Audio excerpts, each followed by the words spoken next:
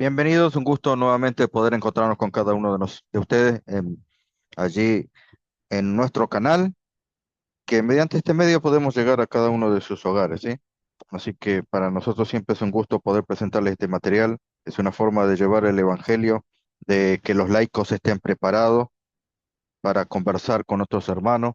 He notado a veces que se pierde eso de poder hablar con miembros de otras iglesias, a veces desconocemos su doctrina, a veces somos, discúlpeme que yo se lo diga en ese tono, pero somos muy rápidos en hablar. La hermana White dice, pero hemos perdido el saber manejar, manipular nuestras espadas, la Santa Escritura y otros elementos que podamos tener a mano, hermano. Hay muchas cosas que el Señor ha dado para que podamos manejar todo con el fin de poder pescar almas. Jesús les dijo a sus discípulos, os haré pescadores de hombres. Y bueno, el pescador de hombres, hermano, no solamente usa la red, hay muchas cosas que usa, ¿sí? Mis queridos hermanos, vamos a este tema, a estudiar este tema. Vamos a tener una palabra de adoración. Acompáñenme. Santo Dios, Santo Padre, queremos que tu Espíritu Santo pueda estar en esta hora en nuestros corazones, enternecerlos, quitar toda idea preconcebida para que tu palabra pueda brillar y cortar como espada de doble filo y entrar hasta lo más profundo de nuestros tuétanos. Señor, que tu verdad sea como una roca eterna, jamás la cual será movida. Pedimos tu Espíritu Santo, pedimos sabiduría de lo alto, tanto para exponer para los que escuchan. Todas estas cosas te lo pedimos sin merecerlo y te lo pedimos por la justicia, por su vida santa e inmaculada de Cristo Jesús nuestro Salvador. Amén. Bueno, mis queridos hermanos, vamos a entrar en materia. Aquí vamos a compartir la segunda parte de un tema que teníamos con ustedes. Y allí, a ver, déjenme un segundo, quiero compartir bien. Ahí estamos, ¿sí? Nosotros hemos grabado una primera parte sobre Primera de Juan 5:7. Déjeme leer allí. Porque tres son los que dan testimonio en el cielo, el Padre, el Verbo y el Espíritu Santo. Y estos tres son uno. Aquí estoy leyendo de esta Biblia Reina, Reina Valera, perdón, Valera Gómez. Aquí también tengo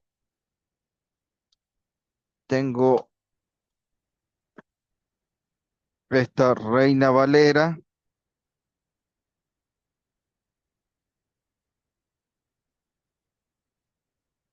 Voy a buscar el texto. Recién leí de la versión Valera Gómez. Voy a leer de esta versión. Porque tres son los que dan testimonio en el cielo, el Padre, el Verbo y el Espíritu Santo. Y estos tres son uno. Voy a buscar aquí en la versión King James de el año 1611, el cual yo aquí la tengo, la tengo en físico, ¿sí? Y allí encontramos el capítulo 5, ¿sí? Estos son los que dan testimonio. Heaven, the Father, the Word and the Holy Ghost. Ahí está el texto en la King James. Por cierto, hay hermanos que dicen, ¿no? Que este texto es espurio. Hemos tocado en una primera parte de este tema. La parte, muchos hermanos usaban el texto que era espurio según un comentario del comentario bíblico adventista, ¿sí? Y ahí hemos explicado que ese comentario, todo ese comentario, su base, hasta está sacado de libros católicos, es espurio. Ahora vamos a dar la segunda parte, obviamente en las implicaciones historiográficas, ¿sí? En ese aspecto es el que estamos haciendo énfasis.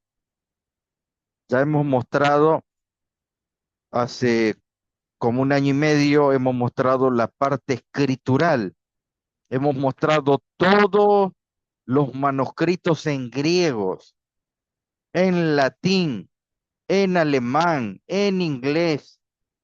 Hemos mostrado manuscritos originales, hermano. No dice menganito o dice fulanito. Ese tema ya está en nuestro canal. Luego hemos grabado esta segunda parte sobre el comentario bíblico. Y ahora estamos en la parte de las implicaciones historiográficas. ¿Qué quiere decir eso? Bueno, simplemente los mitos que corren hoy en día por nuestra iglesia. Mito número uno, Erasmo prometió insertar el versículo si se producía un manuscrito griego. Esto lo afirma de la siguiente manera Bruce Metzger. Erasmo prometió que insertaría la coma juanina si se le llama en futuras ediciones, si se pudiera encontrar un solo manuscrito griego que contuviera el pasaje. Al final, ¿se encontró tal copia o se hizo a pedido? Metzger, del texto del Nuevo Testamento, primera y segunda edición. Ese es el mito número uno. ¿Quién es Bruce Metzger? No sé, pero los hermanos repiten, hermano. ¿Quién es Bruce Metzger? ¿Por qué yo tengo que escuchar la palabra de Bruce Metzger? Mito número uno. Mito número dos. Erasmo desafió a Edward Lee a encontrar un manuscrito griego que incluyera primera de Juan 5:7. Esto se originó con Erika Rummel en 1986 en su libro Erasmo Anotaciones y fue repetido por Jane Wine en 1995. Ese es el mito número dos. Erika Rummel, ella copia, Erasmo había hecho anotaciones del Nuevo Testamento de filólogo a teólogo. Allí pueden ver ustedes la portada del libro. Erika Rummel, la que compila, nacida en Viena, Austria. Y allí yo le coloco, hermanos, lo que dice allí. Además, se le refirió a un manuscrito griego que contenía la llamada coma juanina. Erasmo la había omitido del texto, desafiando a sus críticos a que produjeran un manuscrito griego que la contuviera. En la tercera edición informó que se había encontrado uno en Inglaterra. Este era el Codex Portianus, ahora en el Trinity College Dublin. Otro manuscrito ubicado en la biblioteca de los minoritas de Amberes también había llamado su atención. Este también contenía la coma, pero añadida en el margen con una mano más reciente. Mis queridos hermanos, yo les muestro evidencia. A veces los hermanos están acostumbrados a que Menganito dijo, Fulanito dijo, Cefas dijo, Pablo dijo, pero hermanos, muestren las evidencias. Yo no puedo largar allí como cualquier cosa, decir esto lo agregaron los católicos, agregaron, hermano, muestre las evidencias, qué católico lo agregó, qué obispo lo agregó, qué papa lo agregó. Es muy difícil eso, hermano. Y pastor, es difícil buscar eso. Entonces no tiene evidencia, hermano. Está hablando, está calumniando por calumniar. No tiene evidencia, habla sin evidencia. Y yo hasta se lo tomo. Hable sin evidencia, está bien. Pero si yo tengo evidencia, mi Mi refutación es más, tiene más peso que la de usted, porque de usted no tiene evidencia, solamente lo que usted escuchó. En cambio, yo le estoy presentando con evidencia. Según la lógica, usted tiene que aceptar esto, hermano. Si no, entonces, ¿de qué estamos hablando? El problema del texto son los eruditos contemporáneos. Eso es lo que no estamos entendiendo, hermano. Nosotros leemos quién es Bruce Mexer, quién es Daniel Wallace. Daniel Wallace está en contra del texto de Primera de Juan 5:7. Es espurio, no sirve, le hace mal, no está en los originales. Esta lectura, la infame coma juanina, es lo que muchos adventistas piensan y hasta podrían decirle amén a este hermano. Ha sido conocida en el mundo de habla inglesa a través de la traducción de la versión King James. Ah, bueno, él reconoce. Qué bueno que el hermano reconoce que está en la Biblia King James. Acá la tengo. Qué bueno que lo reconoce, porque ni ellos apoyan la King James.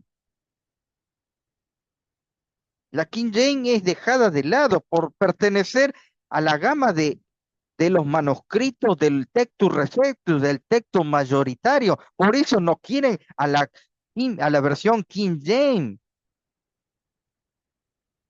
mis queridos hermanos.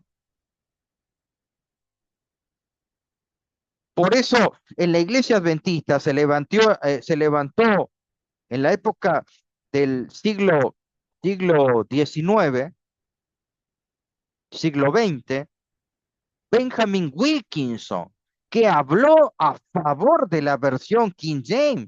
Ustedes hablan de Benjamin Wilkinson para unas cosas, pero para otros no lo aceptan. Él aceptaba la King James y aceptaba la coma juanina. El problema lo tienen los hombres contemporáneos que no tienen nada que ver con el Pectus Receptus. Ellos apoyan el texto del pontificado. Hermanos, ¿qué me están? Hablan sin saber. Discúlpeme, la fórmula trinitaria, conocida como la coma juanina, se incorporó a la tercera edición del Nuevo Testamento griego de Erasmo 1522, debido a la presión de la Iglesia Católica. Bueno, Daniel, Daniel Wallace opina lo mismo que los adventistas arrianos hoy en día. No, esto fue de la presión. ¿Y de dónde saca eso? Después de que apareciera su primera edición 1516. Surgió tal furor porque la ausencia de la coma, Erasmo tuvo que defenderse, argumentó que no la había incluido, porque no había encontrado ningún manuscrito griego que la incluyera. Una vez que se publicó el Códice 61, escrito por un tal Roy Freud en Oxford alrededor de 1520, que fue la que agregaron ahí la coma juanina.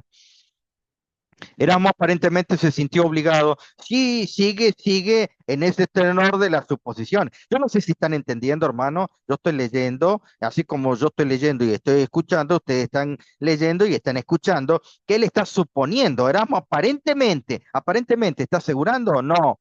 No está asegurando nada. Se sintió obligado a incluir la lectura. Se enteró de este manuscrito en algún momento entre mayo de 1520 y septiembre de 1521. En sus anotaciones, en su tercera edición, no protesta por la traducción que ahora aparece en su texto como si se tratara de un encargo, pero se defiende de la acusación de indolencia, señalando que se había preocupado por encontrar todos los manuscritos que pudo para la producción del Nuevo Testamento griego. En última instancia, Erasmo probablemente alteró otra vez, probablemente, lo puede demostrar, Daniel Wallace lo puede demostrar,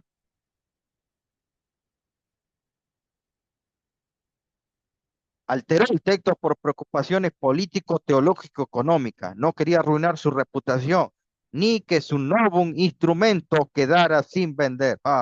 Otra de las cosas que escuchamos de estos hombres y de muchos adventistas que repiten lo que escuchan. No hay evidencia. Muestren las evidencias, hermano. Ahora, ¿cómo era realmente Erasmo de Rotterdam? Lo importante sería conocer la persona, su carácter, cómo era él, que podía ser engañado, porque muchos dicen, no, fue engañado porque le mostraron un texto en griego. Entonces, Erasmo creyó. Ustedes saben quién era Erasmo, qué libros manejaba. Hoy en día la alta crítica señala en muchos libros, porque hermanos, ustedes dicen, discúlpenme, ustedes lo dicen, pero no han leído lo suficiente cantidad de libros para ver la cantidad de ataques que ha recibido Erasmo de Rotterdam, un hombre, un siervo de Dios. Hoy el comentario generalizado de estos eruditos de la alta crítica que están en contra de la King James, que están en contra del Textus Receptus y levantan en alto el texto del pontificado de la Vulgata de Jerónimo Estridón.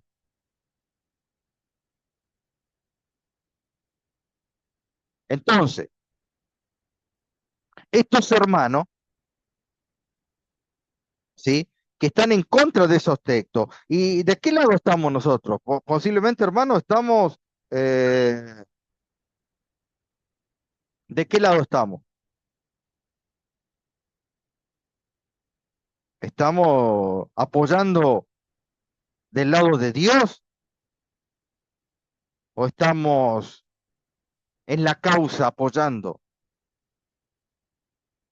para que se esparza el evangelio? Un texto más purificado que un texto espurio, como es los textos que no son del Textus Receptus, sino que vienen de los textos alejandrinos, cambiados, constantemente que varían, sacan palabras, sacan textos. Increíble, mis queridos hermanos. Aquí los tenemos a Bruce Mexer. ¿Quién es Bruce Mexer? Profesor emérito de Lengua y Literatura del Nuevo Testamento en el Seminario Teológico de Princeton, titular de la cátedra George L. Collor. Fue autor de cientos de artículos sobre la traducción de la Biblia crítica textual. Ah, hermano, no hubiéramos comenzado por ahí. La Biblia hebrea, los apócrifos, el Nuevo Testamento. Publicó numerosos libros, entre ellos el Nuevo Testamento, su trasfondo, crecimiento, contenido, el texto del Nuevo Testamento. Dice, um, el trasfondo, crecimiento y contenido, el texto del Nuevo Testamento, manuscrito de la Biblia griega, un comentario textual sobre el Nuevo Testamento griego, ayudas léxicas para estudiantes del griego del Nuevo Testamento y el canon del Nuevo Testamento. Déjeme decirle que este hombre es experto en crítica textual. Ah, ahí quería llegar. Él es experto en crítica textual. Eh, no tiene nada que ver con el texto recepto. Estas Biblias de crítica textual, que ya lo he presentado en la serie La Poderosa Palabra, están empeñados en destruir el texto preservado de Dios. Así como Dios a, levantó a sus escribas, también la serpiente tiene sus escribas. La crítica textual constantemente cambia y todavía no han llegado a un consenso de lo que sería, aunque tienen varias versiones, no han llegado a un consenso de todavía seguir perfeccionando y seguir mutilando la Biblia. Textos que desaparecen, quitan porque sí. ¿Cómo comienza todo esto? Bruce Mexer, allí en su libro Un comentario textual sobre el Nuevo Testamento griego, allí él da las bases sobre Primera de Juan 5:7. Obviamente que él allí dice, estos tres son los que dan testimonio. Y ahí termina el versículo 7. Todo lo que está en rojo, o sea, o patros, o logos, kai, agión, neuma, todo eso no está para él. El Padre, el Hijo, ¿sí? Pater, logos, Hijo, agión, neuma, eso no está para él. Pero ¿qué dice él? El Textus Receptus añade lo siguiente, que estas palabras son espurias. Eso es lo que dice él. No tienen derecho a permanecer en el Nuevo Testamento, es seguro, a la luz de las siguientes consideraciones. Él dice que son espurias. De allí, hermanos, cuando ustedes escuchan y dicen, no, el 1 de Juan 5:7 es espurio, es porque lo sacan de este hombre. un hombre que se daba la mano con el pontífice en el Vaticano. ¿De qué están hablando, hermano? ¿A quién están apoyando? Así como dijo Moisés, si, si ustedes están del lado de Dios, venid a mí. Y si están del lado de Baal, quedad de ese lado.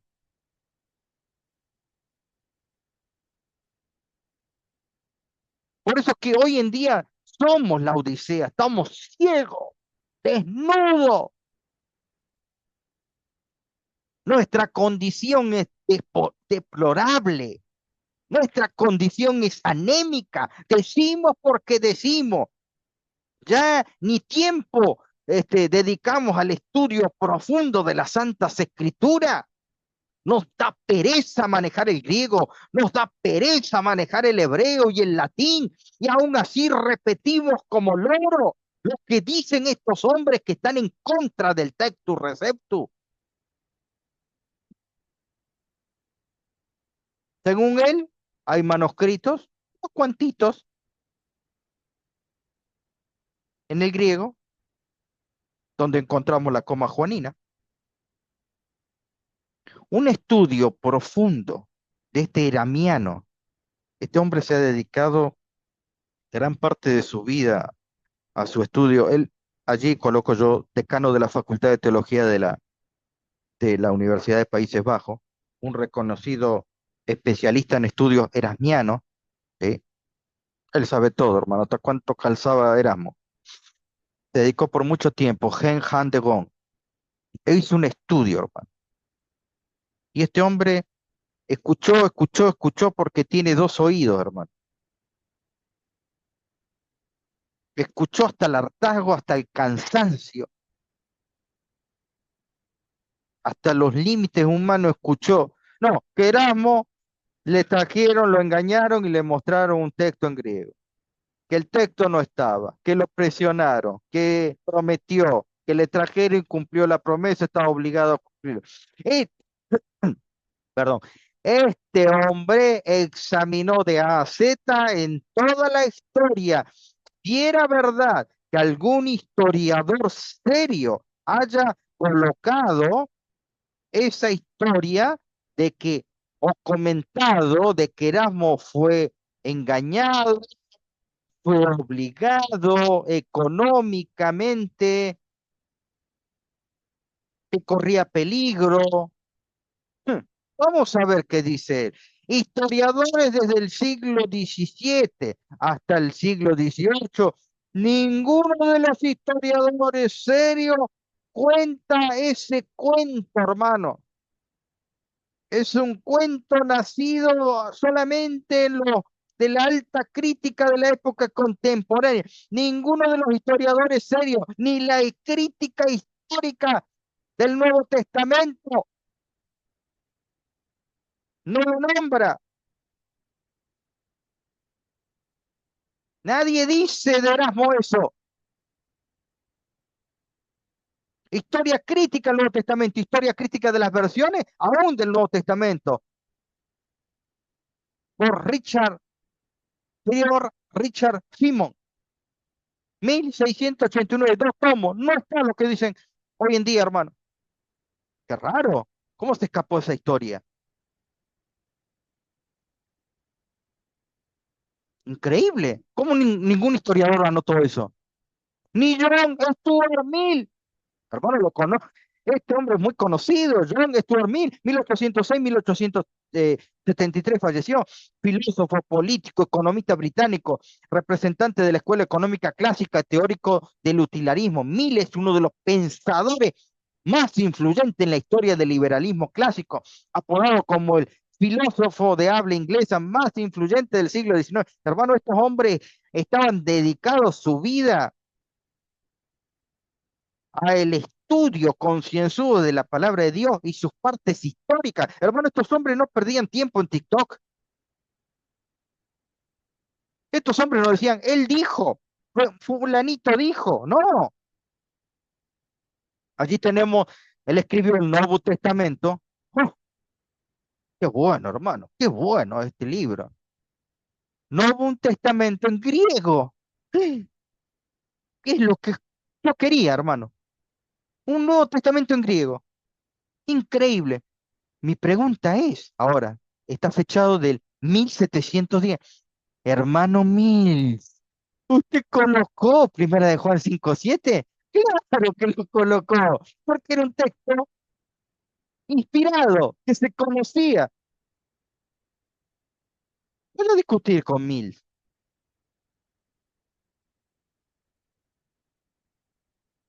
Si usted le iba a decir a Mills, estamos siempre en el campo hipotético, usted le decía, no, a usted le parece, porque Erasmo se copió, Erasmo le trajeron un texto.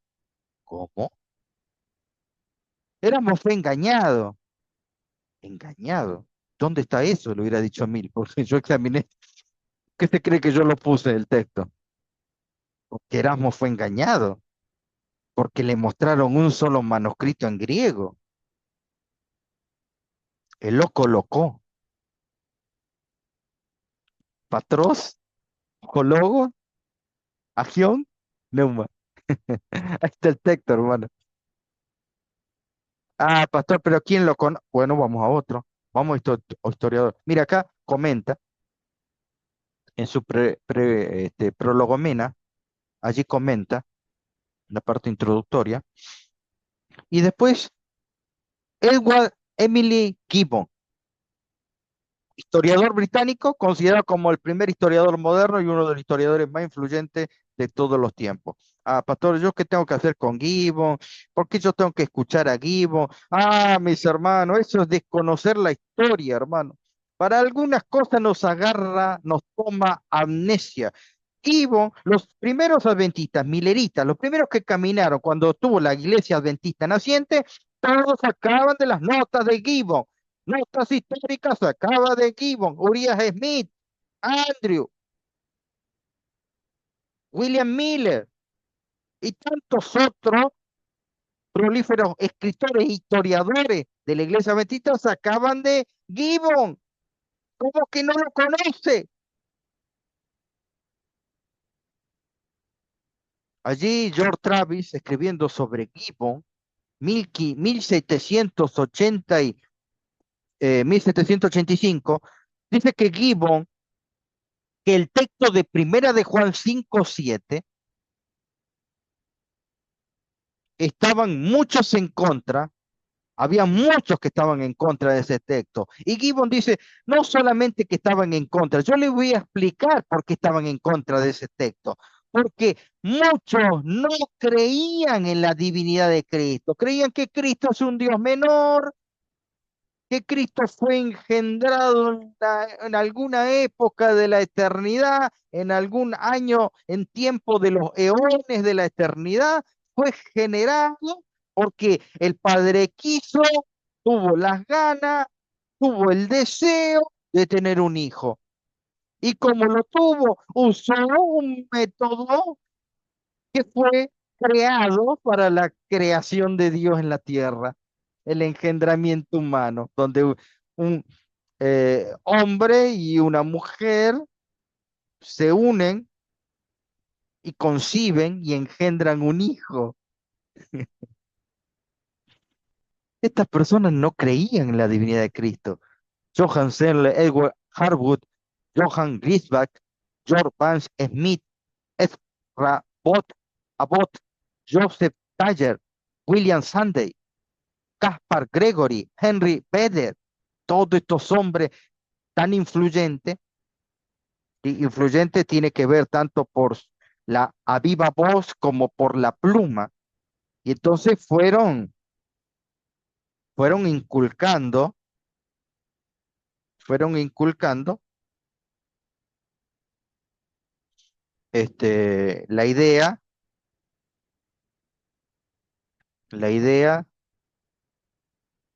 de que Cristo no era divino, que él fue generado, creado, engendrado.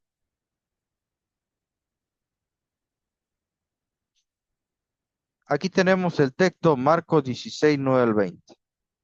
Pastor, ¿qué tiene que ver? Mire, hermano, ustedes dicen Fijen la incongruencia de algunos hermanos al exponer su exégesis o su eisegesis. Mire, entonces, cuando toman el texto de Primera de Juan 5:7, dice, porque tres son los que dan testimonio en el cielo, el Padre, el Verbo y el Espíritu Santo, y estos tres son uno. Dice que no hay textos en griego. Bueno, los más osados dicen no hay texto en griego que esté la coma juanina. No hay texto en griego, eso es una mentira, una falacia. Hay textos en griego donde está Primera de Juan 5:7. Está. Yo lo he compartido por WhatsApp, por Facebook y hasta lo he colocado en los temas. He colocado todos los manuscritos. En el primer tema es donde yo coloqué todos los manuscritos, hermano.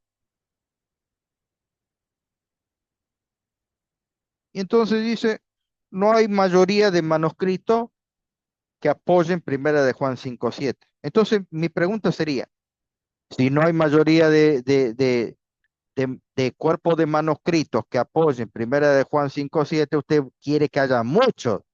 ¿Usted se contentaría con que haya 30 manuscritos que apoyen el versículo? Claro, pastor, a nosotros nos gustaría 30, 40 manuscritos que apoyen el texto. Y bueno, entonces, ¿por qué Marcos 16, de 9 al 20, que tiene un cuerpo mayoritario de textos, de manuscritos en griego que apoyan el texto, y entonces los eruditos contemporáneos de la crítica textual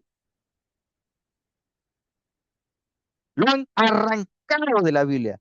Arrancado todos estos versículos, hermanos, desde el 9 hasta el 20, lo han borrado de la Biblia.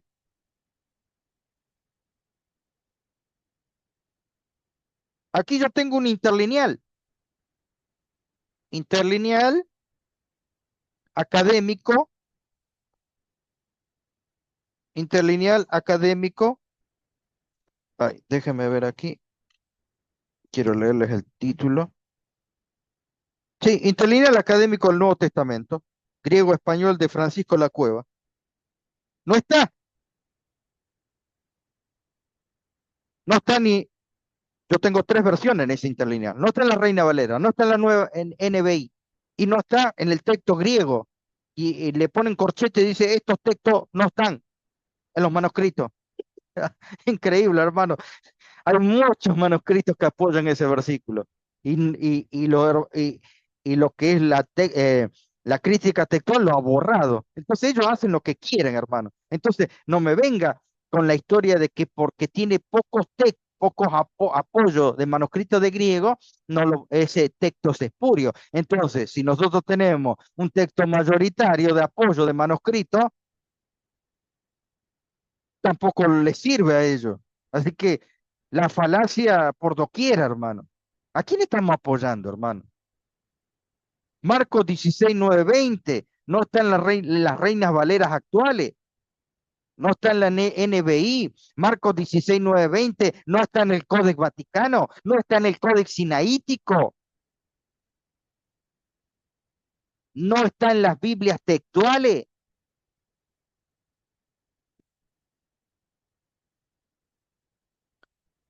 ¿Por qué? Porque todo esto comenzó allí después del año 1900, siglo XX.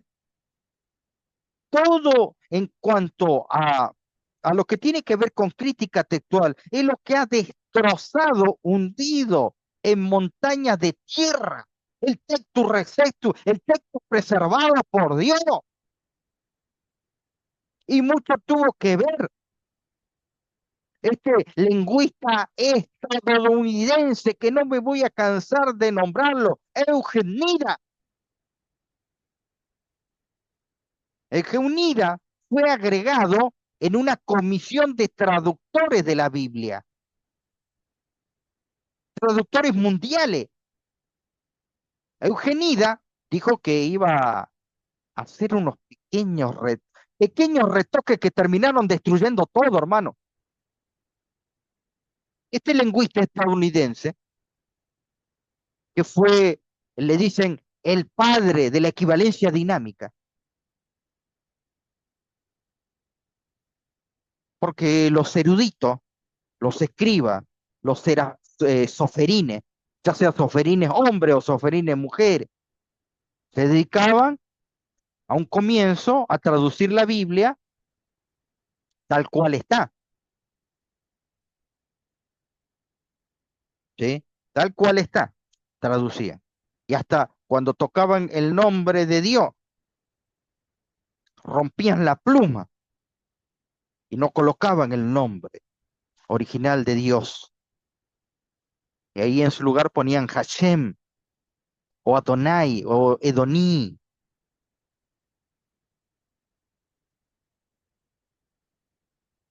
Y entonces la palabra era preservada, la palabra era preservada tal cual estaba.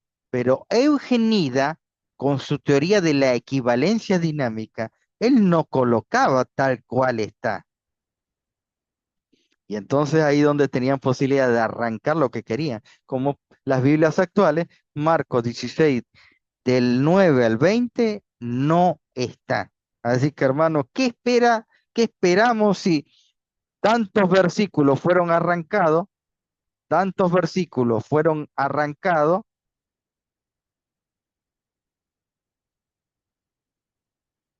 12 versículos arrancados? ¿Qué espera que van a hacer con Primera de Juan 5:7? La coma juanina. No van a arrancar porque les molesta.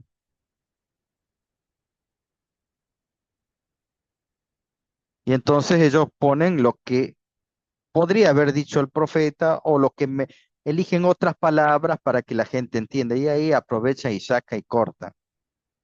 Claro, que- y hay un montón de manuscritos, cuerpo de manuscritos que apoya el texto, pero lo sacan. El Códice Vaticano no lo tiene, Códice Sinaítico no lo tiene. Todas las Biblias textuales hoy en día modernas, las NBI, la Reina Valera moderna, esas hermanos no sirven, esas versiones están todas manipuladas, cortadas, mutiladas. A eso está apoyando usted, hermano. Vamos a la historia. Aquí tengo un, este, un personaje que estuvo allí por el año 380, ¿sí? Bastante acercado a lo que serían los acontecimientos de Jesucristo. Habían pasado unos 380 años. Prisciliano fue una de las personalidades más destacadas, enigmáticas durante los primeros siglos de la historia de la Iglesia. Se cree que nació en Galicia, actual Galicia, en torno al 340.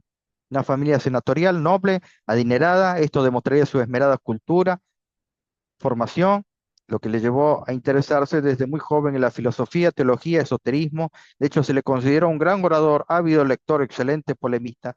También se atribuyó su origen a otras regiones como Bética, Lusitania, y es menos probable, pero ahonda en su procedencia hispana. Aquí encontramos uno de sus escritos de Prisciliano. Miren el año de Prisciliano, ¿no? Sicut Johanne Heid tria sunt quod testimonium dicun in terra, aqua caro et sanguis, et aec tria in unum sunt et tria sunt quam testimonium dicun in caelo pater verbum et spiritus et aec tria unum sum in Cristo Jesus. ¿Qué dijo, pastor? Está en griego, obviamente que está en griego. Como dice Juan, tres son las cosas que dan testimonio en la tierra, el agua, la carne y la sangre. Y estas tres son una. Y tres son los que dan testimonio en el cielo, el Padre, el Verbo y el Espíritu. Y estos tres son uno en Cristo Jesús. Libro apologético, tomo uno, página, tomo uno, párrafo 4. Como dijo quién, Prisciliano, no, como dijo Juan. Juan, las cartas de Juan se terminaron allí antes del año, vamos a fechar antes del año 70, hermano. Ya estaba terminado el Nuevo Testamento.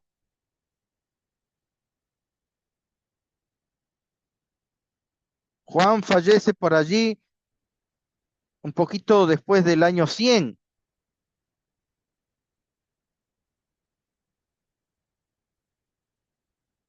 Él estaba encerrado, prisionero en la isla de Patmos. Luego él sale, vuelve a Antioquía. Prisciliano, no tiene duda, hermano. Ese texto es inspirado, lo escribe Juan. Ahora, mis queridos hermanos, los arrianos tenían mucho poder, hermano. Los arrianos borraron muchos textos de la Biblia. Los arrianos mataban mano armada a muchos, por su creencia de Padre, Hijo y Espíritu, los mataban. Convencieron con su doctrina herética a muchos, algunos emperadores romanos. Muchos de los pueblos que rodeaban el imperio romano, que eran muchos, muchas tribus, más de 20, muchos de ellos eran arrianos. Habían evangelistas arrianos. Uno de sus nombres o uno de los personajes más conocidos que la historia los separa, a el obispo Filas. Así que por esas razones se anuló el texto. Los arrianos, a los que creían en la persona del Padre, el Hijo y el Espíritu Santo, los mataban, hermano, los masacraban. No lo van a decir. Por eso fue el debate caliente en el concilio de Nicea, que luego prosiguió tomando mucha más fuerza en el concilio de Constantinopla, para luego terminar y definir ya en el concilio de Éfeso. Agustín de Hipona, otro padre de la iglesia, pero aunque para mí los padres de la iglesia fueron, los primeros padres de la iglesia fueron los discípulos. Agustín de Hipona, allí tienen la época que nació y que falleció, ¿sí? Hasta pueden sacar cuenta. Escribe en la ciudad de Dios, ¿sí?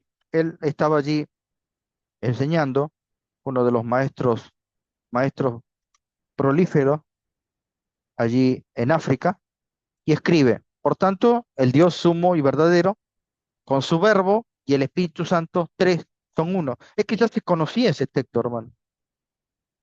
Hasta se da, este, forma de cambiar un poco, pero sin, o sea, cambiar la forma de enunciación, escribiéndolo, pero